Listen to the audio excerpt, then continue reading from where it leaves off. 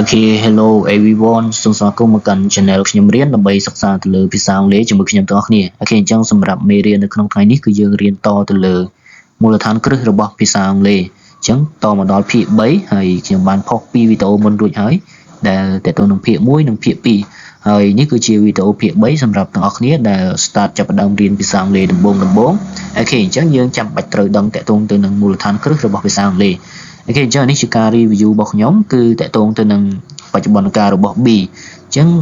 កិរិយាសព្ទ to be នៅក្នុងបច្ចុប្បន្នកាលយើងប្រើវាមានចំនួន3នេះបងប្អូនគ្នាវាចែកចេញជា3ដែលយើងប្រើក្នុងបច្ចុប្បន្នកាល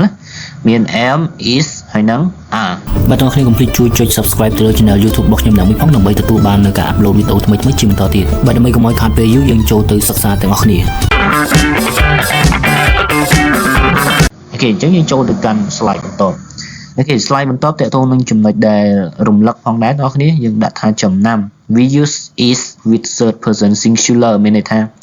យើងប្រើប្រាស់ is ជាមួយនឹងបុរសទី3ដែលមានតែមួយដូចជា he she it ជាដើមអញ្ចឹងរាល់បុរសទី3ដែលមានតែមួយដូចជា he she it 3នេះអញ្ចឹងយើងប្រើវាជាមួយនឹង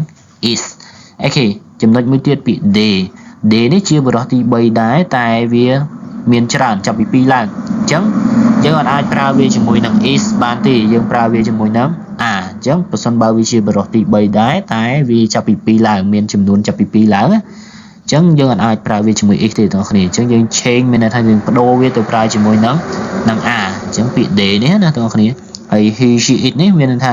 វាជាបរិបទទី3ហើយវាមានតែមួយទៀតគេហៅថាបរិបទទី3ឯកវចនៈអញ្ចឹងយើងប្រើវាជាមួយនឹង is អូខេអាហ្នឹងគឺជាគន្លឹះមួយដែលបងប្អូនចាំបាច់ត្រូវទៅចាំបងប្អូនអូខេអញ្ចឹងយើងចូលទៅកាន់ slide បន្ត B យើងចែកជា3យើងដឹងស្រាប់ហើយ am is are ហើយទម្រង់នៅក្នុងការបង្កើតក៏យើងមាន3ដូចគ្នាទី1គឺប្រយោគស្របហើយទី2បដិសេធនិងទី3ជាប្រយោគសំណួរហើយប្រយោគស្របរបស់យើងគឺយើងមាន subjects ដែល subject យើងបានរៀនកាលពីវីដេអូទី1រួចហើយ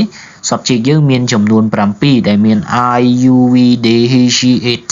ហើយយើងបូកជាមួយនឹង to be អូខេ verb be របស់យើងហ្នឹង verb be យើងគឺចែកចេញជា3នេះ am is are ហើយយើងបូកជាមួយនឹង complement នេះមានន័យថាពាក្យនៅក្នុងការបំពេញអត្ថន័យឲ្យប្រយោគបងប្អូនពាក្យបំពេញន័យឲ្យប្រយោគ complement នេះវាអាចជានាមអាចជាគុណនាមមានន័យថាវាអាចជា noun អាចជា adjective ឬក៏វាជា pronoun បងប្អូនអាចជា pronoun អាចជា noun អាចជា adjective ឬក៏ preposition ជាដើមអូខេអញ្ចឹងនៅពេលដែលបងប្អូនទៅឃើញឧទាហរណ៍បងប្អូននឹងយល់អូខេយើងចូលមកដល់ប្រយោគបដិសេធយើងមាន subject ហើយ verb be បន្ទាប់មក plus not ហើយបូក complement អូខេសំណួរយើងយក verb be របស់យើងមកដាក់ខាងមុខមកនេះ verb be plus subjects ហើយ plus complement ហើយសញ្ញាសួរអូខេអញ្ចឹងដើម្បីឲ្យងាយយល់ជាងនឹងទៀតបងប្អូនអាចទៅមើល example របស់គ្នាតើអូខេអញ្ចឹងយើងចូលមកកាន់ example នៅក្នុងការឧទាហរណ៍ទៅលើតាមទម្រង់នីមួយៗអញ្ចឹងទី1គឺតកតងទៅនឹងប្រយោគស្របអូខេប្រយោគស្របបងប្អូនមាន subjects plus be plus complement អូខេជាង subject យើងមានចំនួន7យើងយកមួយណាមកប្រើក៏បានដែរ example ដែលខ្ញុំឲ្យទៅមានដូចជា you អូខេអញ្ចឹង you យើងប្រើវាជាមួយនឹង are អញ្ចឹងទៅជា you are my students អូខេនេះពាក្យ complement ដែលខ្ញុំបញ្ជាក់ប្រាប់បងប្អូនមិញណាវាអាចជានាមអាចជាគុណនាមអាចជា pronoun ឬក៏ preposition អូខេអញ្ចឹងបងប្អូនមើលកន្លែងនេះបន្ទាប់ពី to be យើងគឺ are នេះហើយបន្ទាប់ពី to be ហ្នឹងគេហៅថា complement ហើយនេះចាប់ពីកន្លែង my students នេះមកវាជា complement ន័យថា student នេះជាអីបងប្អូនជាសិស្សអញ្ចឹងជាសិស្សថ្នាក់ពាក្យវាជានាមវាជា noun ណាបងប្អូនអញ្ចឹងវាអាចជានាមអាចជាគុណនាមអាចជា pronoun អូខេឧទាហរណ៍ទី2គេដាក់ថា she is a beautiful girl មានន័យថានាងគឺជាក្មេងស្រីដ៏ស្រស់ស្អាតនេះ she is a beautiful girl អូខេអញ្ចឹងបងប្អូនមើលកន្លែងនេះវាជាអី beautiful នេះ part of speech ថ្នាក់ពាក្យវាគឺជាគុណនាមជា adjective ដោយសារតែវាបញ្ជាក់ន័យឲ្យ girl ក្មេងស្រីជានាមហើយក្មេងស្រីនឹងយ៉ាងម៉េចក្មេងស្រីនឹងគឺស្រស់ស្អាតអញ្ចឹងពាក្យថាស្រស់ស្អាតនេះ beautiful នឹងគឺជា adjective ដោយសារតែវាបានបញ្ជាក់ន័យឲ្យ noun នេះនាមណាបងប្អូនអូខេអញ្ចឹងចូលទៅកាន់ប្រយោគទី3គេដាក់ថា Tida is your friend អូខេ Tida បងប្អូនមើលឈ្មោះ Tida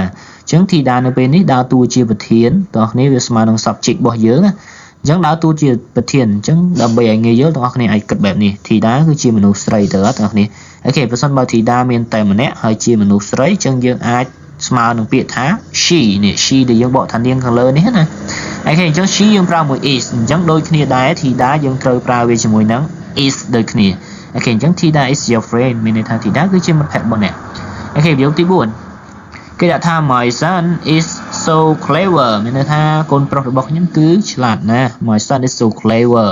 clever នេះឆ្លាតណាស់បងប្អូន clever វាជា adjective នេះ compliment របស់យើងពេលហ្នឹងគឺជា adjective ហើយ my son វាដើរតួជា subject ដើរតួជាប្រធានអញ្ចឹង my son មានន័យថាកូនប្រុសអញ្ចឹងវាស្មើនឹងពាក្យនឹង subject របស់យើងស្មើនឹងពាក្យថា he អញ្ចឹង he គាត់ណាបងប្អូនអញ្ចឹងស្មើនឹងពាក្យ my son នេះអញ្ចឹងយើង he យើងប្រើមួយ is ដូចគ្នាដែរ my son យើងត្រូវប្រើមួយ is ដែលសារតែ my son មានតែមួយទេបងប្អូនដោយស្មើនឹងពាក្យថា he ដែលមានតែមួយដូចគ្នាណា my son is so clever កូនប្រុសរបស់ខ្ញុំគឺឆ្លាតណាស់អូខេអញ្ចឹងយើងចូលទៅកាន់ទម្រង់បន្តទៀតគឺទម្រង់បដិសេធអូខេបដិសេធយើងមាន subject plus verb be ហើយ plus not ហើយ plus complement អូខេអញ្ចឹងយើងមើលបងប្អូនគេដាក់ថា we are not អូខេ we ជា subject are ជា to be ហើយ not នេះគឺជា not ហ្នឹងឯង lazy today អូខេបន្ទាប់ពី not គឺ complement នេះគឺបន្ទាប់ចាប់ពីពាក្យ lazy today នេះមកវាជា complement ហើយមានន័យថាវាជាពាក្យដែលបំពេញន័យឲ្យប្រយោគបំពេញន័យឲ្យប្រធានណាបងប្អូនមានន័យថាពួកយើងគឺមិនខ្ជិលទេនៅក្នុងថ្ងៃនេះមានន័យថានៅក្នុងថ្ងៃនេះពួកយើងមិនខ្ជិលទេ lazy នេះខ្ជិលណាបងប្អូនអូខេប្រយោគទី2គេដាក់ថា the mean aren't fickle the mean aren't fickle មានន័យថាប្រុសទាំងអស់មិនមែនសុទ្ធតែសាវ៉ាទេ the mean aren't fickle នេះសាវ៉ាបងប្អូនអូខេ aren't មកពីពាក្យថា are not អញ្ចឹងទម្រង់កាត់យើងសរសេរបែបនេះ are not ពាក្យពេញរបស់វានេះ are not បែបនេះហើយនៅពេលដែលយើងសរសេរវាជាទម្រង់កាត់គឺយើងសរសេរបែបនេះបងប្អូនហើយយើងអានថា aren't អូខេ mean នេះមានន័យថាបុរសបងប្អូនហើយបុរសនេះគឺមានច្រើនអ្នកចាប់ពី2ឡើងអញ្ចឹងយើង change អក្សរ a ទៅជា e នៅពេលដែលមានតែមួយយើងប្រើ man តែនៅពេលដែលចាប់ពី2ឡើងទៅជា mean អូខេទី3តើប្រយោគទី3គេដាក់ថា the moon ប្រច័ណ្ឌបងប្អូន the moon isn't blue isn't នេះគឺ is not ហ្នឹងឯងបងប្អូនយើងសរសេរកាត់មានន័យថាព្រះច័ន្ទគឺមិនមែនពណ៌ខៀវទេ the moon isn't blue ហើយចុងក្រោយ I'm not perfect មានន័យថាខ្ញុំមិនល្អឥតខ្ចោះទេអញ្ចឹង I'm not នេះមកពាក្យថា I am not ហ្នឹងបងប្អូន I'm not perfect យើងសរសេរកាត់ណា I'm not perfect ខ្ញុំមិនមែនជាមនុស្សអ្នកដែលល្អឥតខ្ចោះទេអូខេយើងចូលទៅកាន់ទម្រង់បន្តទៀតគឺទម្រង់សំណួរអូខេបងប្អូនអញ្ចឹងទម្រង់សំណួរយើងយក verb to be មកដាក់នៅខាងមុខមកហើយយើង plus subject តមក plus complement ហើយ question mark សញ្ញាសួរអូខេយើងទៅមើល example គេដាក់ថាម៉េចគេដាក់ថា are you អញ្ចឹងយើងប្រើ subject you យើងប្រើ to be are you a manager here មានន័យថាតើអ្នកគឺជាអ្នកគ្រប់គ្រងនៅទីនេះឬ here នេះទីនេះតើគ្នា manager នេះអ្នកគ្រប់គ្រង are you a manager here តើអ្នកគ្រប់គ្រងនៅទីនេះឬអូខេប្រយោគទី2គេដាក់ថា is she a nurse at the hospital is she a nurse at the hospital មានន័យថាតើនាងគឺជាគិលានុបដ្ឋាយិកានៅមន្ទីរពេទ្យឬតើនាងគឺជាគិលានុបដ្ឋាយិកានៅមន្ទីរពេទ្យឬគឺយើងបកថាពេទ្យមធ្យមបងប្អូនគិលានុបដ្ឋាយិកាហ្នឹងឬពេទ្យមធ្យមហ្នឹង nurse is she a nurse at the hospital តើនាងគឺជាគិលានុបដ្ឋាយិកានៅឯមន្ទីរពេទ្យឬអូខេប្រយោគទី3 are the cats in the bed អូខេទាំងអស់គ្នាអញ្ចឹងពាក្យថា are the cat in the bed នេះប្រយោគនេះគឺយើងបកថាតើសត្វឆ្មានៅលើគ្រែឬ are the cats in the bed ដោយសារមូលហេតុដែលយើងប្រើ are គឺយើងមើលទៅលើ subject cat នេះអញ្ចឹងយើងឃើញ cat គេ add s ទាំងអស់គ្នាអញ្ចឹង cats គេ add s បានន័យថាឆ្មាហ្នឹងចាប់ពី2ឡើងអញ្ចឹងយើងប្រើ are យើងអាចប្រើ is ទេជាទូទៅ cat នេះវាជាបរិសុទ្ធទី3ទាំងអស់គ្នាដូចខ្ញុំបញ្ជាក់កាលពី slide ដំបូងអញ្ចឹងវាជាបរិសុទ្ធទី3ក៏ដោយក៏ប៉ុន្តែប្រសិនបើវាចាប់ពី2ឡើងយើងអត់អាចប្រើជាមួយនឹង is ទេយើងប្រើវាជាមួយនឹង are អញ្ចឹង are the cats in the bed តើសត្វឆ្មានៅលើគ្រែឬអូខេហើយប្រយោគទី4ទុកឲ្យទាំងអស់គ្នាអ្នក comment មកអូខេអញ្ចឹងទាំងអស់គ្នា comment ម្នាក់មកប្រយោគមកនៅ comment ខាងក្រោមចាំខ្ញុំ check មើលតើ comment របស់គ្នាត្រឹមត្រូវឬអត់ទៅលើ question form ទម្រង់សំណួរណាទាំងអស់គ្នាអូខេអញ្ចឹងសរុបមកវិញតើទាំងអស់គ្នាមានចម្ងល់អត់មានចម្ងល់